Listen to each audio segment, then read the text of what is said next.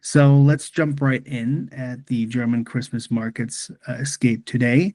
I will take you to some magic fairyland tale, fairy tale land in Germany, predominantly, and here's a map a little bit. We will go and discover just northeast of Munich, Regensburg, a UNESCO World Heritage Site. It's called the Manhattan of its ages, and of the Middle Ages. And it was 150 years at the center of European history, and it was not destroyed in World War II. So the inner city, at least. We have Coburg. We venture to Coburg, the Baroque gem, home of Prince Albert of Coburg, Saxony, and Gotha. We will see the inner German wall, Thuringian forest, ground zero for Christmas ornaments, and the potato dumpling, of course. And then we will have, but because of Prince Albert, Coburg was never bombed, and we have the Soviets nearby. So we'll talk a lot about Cold War, more about that in a minute. And then we finish up in Dresden, the seat of Saxon and Polish kings. Treasure art. It is just one of the most amazing places in all of Germany. And we will talk a lot about World War II here because it did get destroyed in a firebombing. And we will finish it off with our Stollenfest, the 6,000 pound fruitcake that is paraded through town with big pomp and purpose. And we will actually auction our own pieces. We will buy our own pieces of that fruitcake and enjoy it for a good cause. So, where to start with German history? But Regensburg, I just want to show you, historically speaking, it's the one out of the three that actually was part of the Roman Empire, and hence the map here from 117 AD, the largest expansion of the Roman Empire. Regensburg, in its location, was always settled. In fact, it was as far back as the Stone Ages. And we can have findings dating back to 5,000 years before Christ, even. But before the Romans came in 179 under Marcus Aurelius, the Celtic tribes had settled this area, and it was known as the Ratibona, which is a Celtic compound born out of ratis, meaning the wall, and bona, meaning the town and settlement. So the Romans then actually named it Castra Regina, Regensburg, if you want, and camp on the River Regen. It was home, excuse me, I need to go back. It was home to 6,000 soldiers, the Italian Legion. And why am I showing you this map? This is to show you the one and only place that we're going to be in on this trip that was part of the Roman Empire is Regensburg.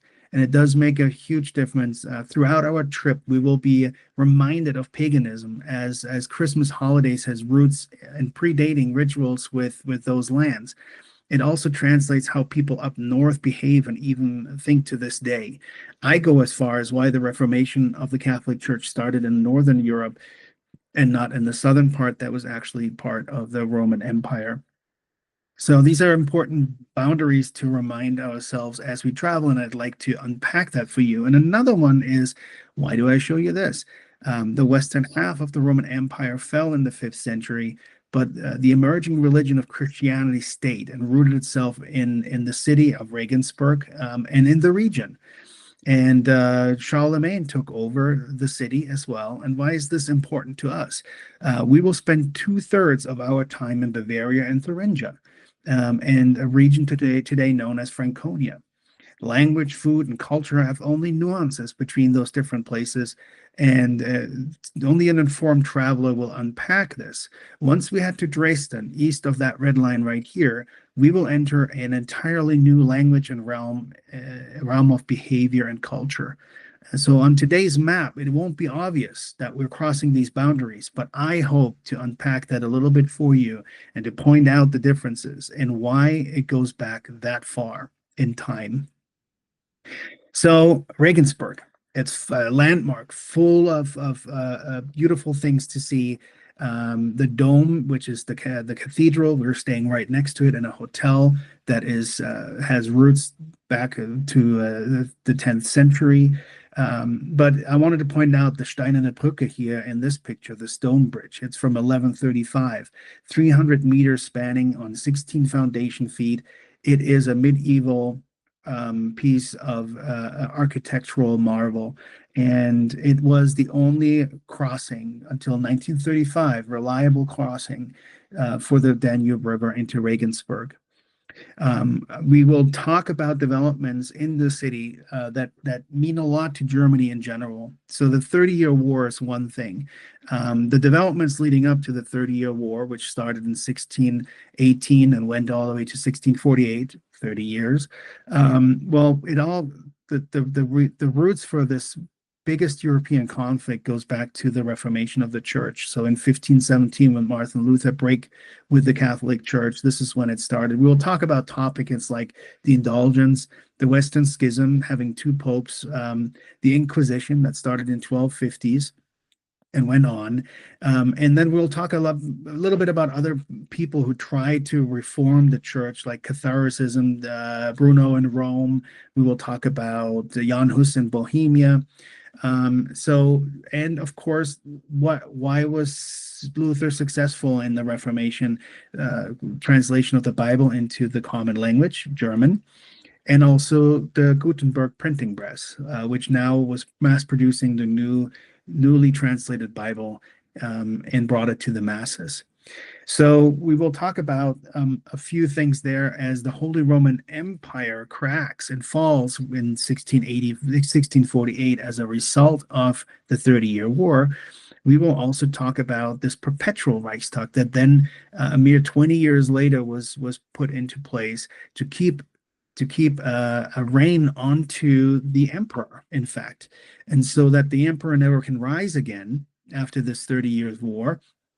The perpetual Reichstag was opened in Regensburg, and we will unpack that a little bit because the family of Thurn and Taxis, who was made the principal commissary of the emperor to this particular Reichstag, was given a castle in town and have stayed ever since.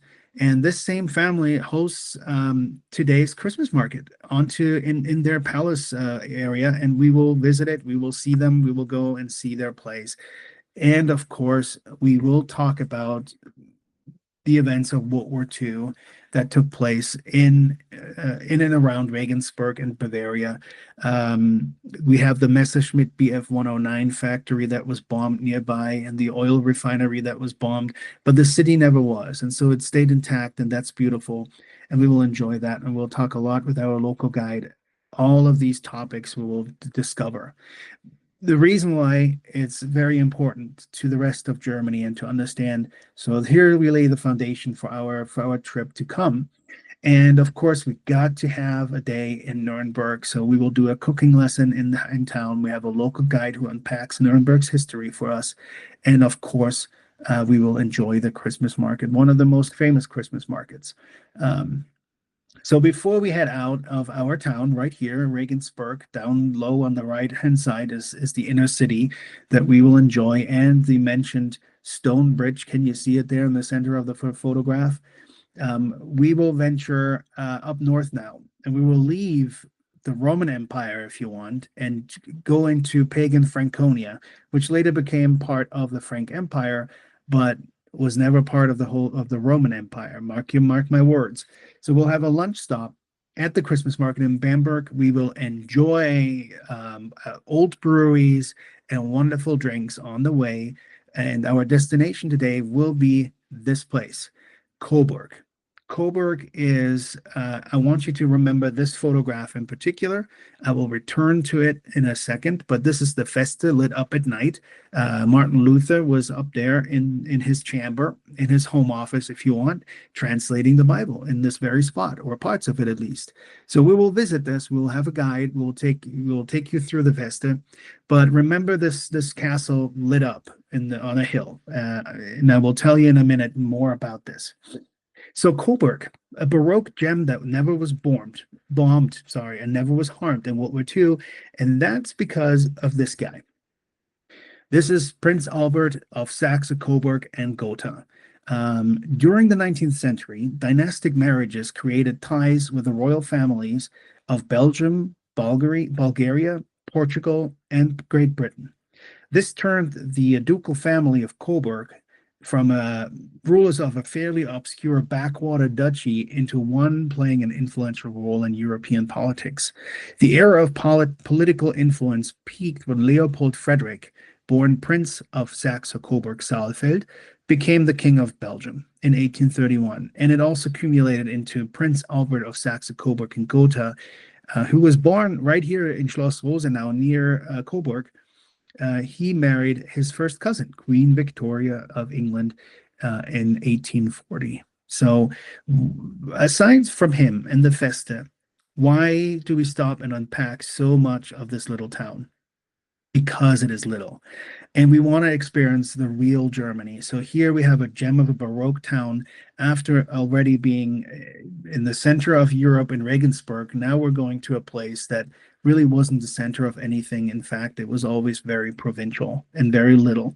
So we are in a beautiful, beautiful place where we can unpack the local culture to its finest. And of course, what is the other reason to be here? Well, it's neighboring state, Thüringen. And this is my little hometown right here. And we're a mere 15 kilometers away from the inner German wall. And this is what it looked like back in the day. It was the carving dividing line going through all of Germany, and we were right on it. I was right on it as a child. And in fact, we will visit stretches of the wall. I'll bring you to some secret spots, just like I did for my family right here. And we will also end up on a Thuringian hillside for lunch, where we enjoy what's called the Frankenblick, the view of Franconia. And we will look at this exact same image right here. And you have to think this bridge away, which is a high-speed railroad track now between Munich and Berlin. But remember that castle that I told you about? Right there in the center of the picture, higher center picture, is a castle that you can see in the distance, and that is Coburg. And they were rich enough during the Cold War to keep the lights on. So us East Germans were always seeing this light dome on the horizon, and always dreamed about what it might be like to be over in the West and to see it one day. And I'm going to tell you a few things about the fall of the German wall, and we will talk a little bit about what brought the wall down. And a lot of it has to do with that view and with all of us East Germans just wanting to go and see it, what is over there, and wanted to be part of that. When in East Germany and in the Thuringian forest, we will go to Lauscha. In fact, a glass princess will meet us there, and she will talk about this museum and glass ornaments, but mostly also what else glass has done for the region. And, it was not only for cosmetics or prosthetics, but it was also for useful glass, for the chemical industry. The perfume industry in France enjoyed the little flasks coming from this region made out of glass. So once rich enough, we can venture into art. Once the base is done, and this is what Lauscha has done. After the base was done, Lauscha became also a powerhouse of glass art. So you don't have to go to Venice and Murano to get good glass, but you can get it here for sure. So when we're in the region, what are we discovering? Small provincial town reaching world fame with Coburg, Cold War and inner German wall, all the regions between Bavaria and Thüringen. And 3, the destitute village of glassblowers turned ground zero for glass ornaments thanks to world trade. And we'll talk about that. We'll talk about the pride in food, beer, bratwurst, you name it, the klöße, the potato dumplings, before we are heading to Dresden. And in fact, before we are heading to Dresden, I would like to talk and introduce you to one more topic, and that is what we call Leistungssport. This is the sports factory, the metal factory of East Germany in Oberhof, winter sports, ground zero for athletes and for schooling and for upbringing. These amazing East German athletes, as we know. And we will stop in Oberhof because I went to school there and it's near to my heart, but it's also on the way to Dresden. And to talk about this East German concept of the personal heroes. In this case, for me, I threw a few out there. Helmut Recknagel, Andre Lange, a bobsledder, Klaus Ostwald, also a ski jumper, Wolfgang Hoppe, long time, the best world renowned bobsledder, and his team, Sven Hannawald, the only one, if you know, the only one who ever won the Four Hill tournament, all of them, and Jens Weisflog, all just names that I was brought up with and had in my youth and are heroes to me. And I just wanted to explain where this all comes from and how this plays a role in discovering the Germans. Here's my little school, and again, this is an East German mural. You can totally tell by its view and look, but it's still today in our school. And this is the class reunion we had 2 weeks ago. And these are my classmates in front of that mural. So a lot of to unpack on this trip.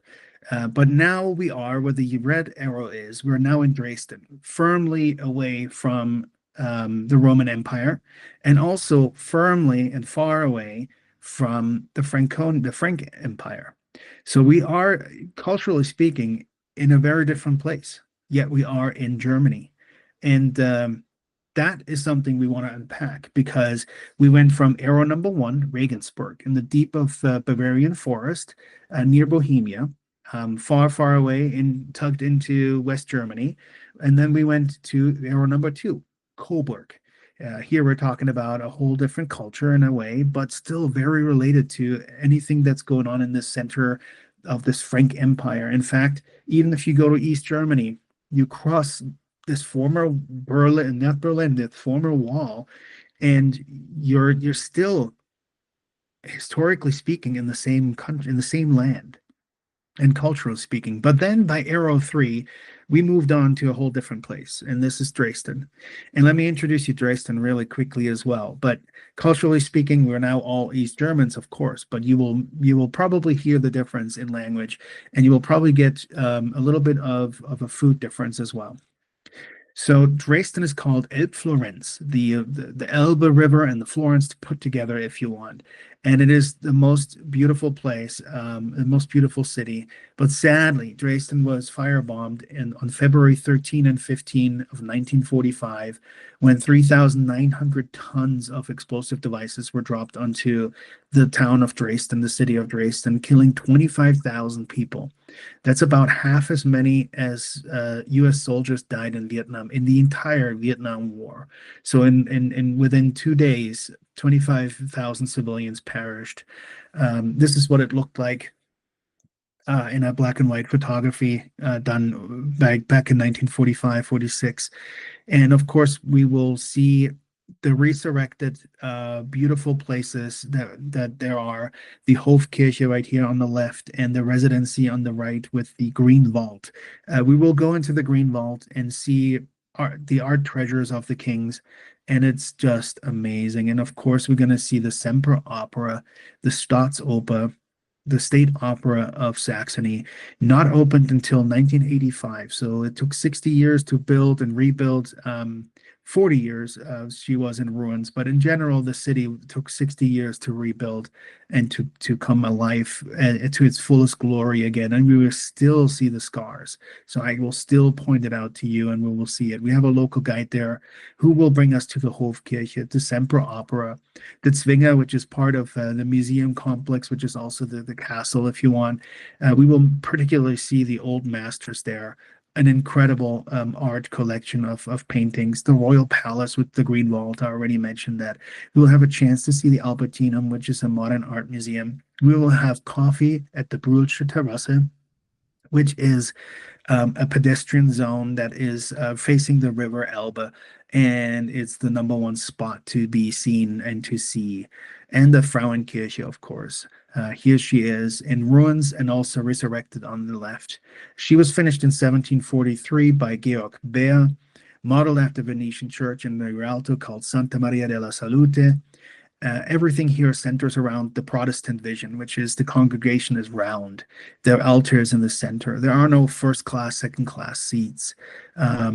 Again, she did not collapse until 3 days after the firebombing and was painstakingly rebuilt and finished up in 2005.